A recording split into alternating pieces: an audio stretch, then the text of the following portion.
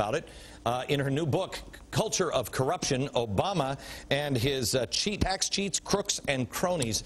Michelle, welcome to the program. Glad to be back. It is amazing to me how it is relatively easy to unravel. Once you know what's going on, oh my gosh, the thread just starts to come out. You write about it in Acorn, about Acorn. What are the 2 chapters on Acorn in your book, right? And the SEIU, right? Okay, so tell me a little bit about the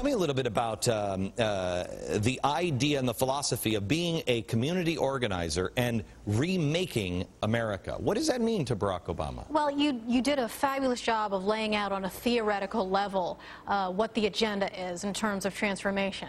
But in order to implement that transformation, of course, you need a civilian corps, and you need a brigade of foot soldiers implanted in neighborhoods across the city who are at the beck and call of Team Obama to, whether it's shaking down banks, forming a housing entitlement mob, fostering voter fraud and census shenanigans. You need the bodies. All right, and even SEIU, here's this union that most people don't even know what that union even does, and they're the ones leading the way on health care. That's absolutely right. What you've got is a union that has remade itself in the 21st century to recruit the next generation of Democrat and hard left foot soldiers. Mm-hmm. And of course, these two, as you've documented and I've documented in the book and on my blogs, those 2 organizations, Acorn and the SEIU, are intimately and inextricably linked.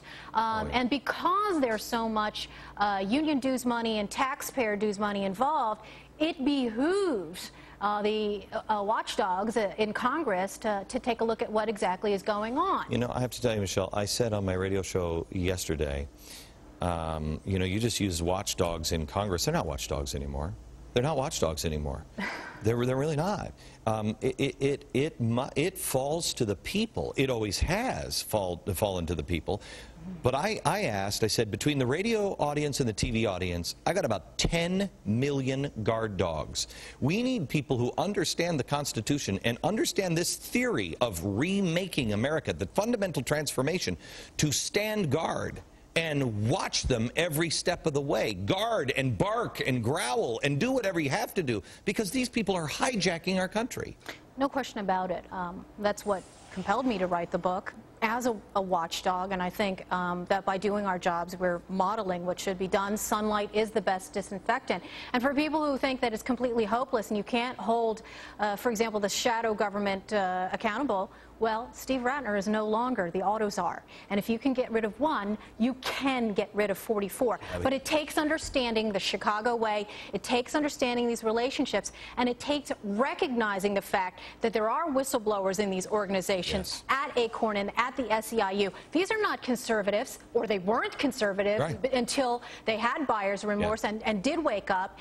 It means, taking them at their word, taking in the information they have. They're circumventing the mainstream media to get the word out there. How important is it, do you think? Because I've met with some of the Acorn whistleblowers. I think they're some of the bravest people in the world, because they're not media savvy. They know that they're taking on a powerful organization that understands the destructive politics, and they're just willing to do it because it's right. And it goes against their agenda, what people would perceive as their agenda. It goes against their people, their party, et cetera, et cetera. What do you think when you look at these organizations? Do you think that it makes any difference if you take down Acorn? Because I think it is so vast. These organizations, and it's a shell game. They just move people from here and rename it here and move it over there. You really have to go to the heart of it, do you not? It does matter if you take it down, and you need congressional oversight to crack open the books. I dedicated the book to the whistleblowers, and one of the whistleblowers I talk about is now being sued by Project Vote and Acorn. Anita Moncrief. This is somebody who is just an individual. She's not a part of any group that's trying to reform Acorn in its own image for its own power grab. She's out there alone, and people ask what they can do. support people like that who are trying to get the information out there, because they understand the nature of the racket, that it is a criminal enterprise. And you're seeing more, at least on the Republican side, people understanding that. The House Oversight Committee Republicans came out with this report, and it only scratches the surface. Oh, it does. It's not just the financial industry. It's not just housing. You know, it's the fact that these people are joined at the hip with Democrat organizations to ensure a power grab in perpetuity. Okay. Michelle, thank you very much. America, I have to tell you, and I have no reason to say this because this book is going to knock mine off the #1 slot. This is important. I don't read other people's books when it comes to their political thoughts, et cetera, et cetera. I just don't read them. This one is worth reading. You should read it. It really exposes a lot of the stuff that we talk about here, and it's important that you understand those things. Michelle, thank you very much. Thanks, Glenn. Appreciate it. Take care.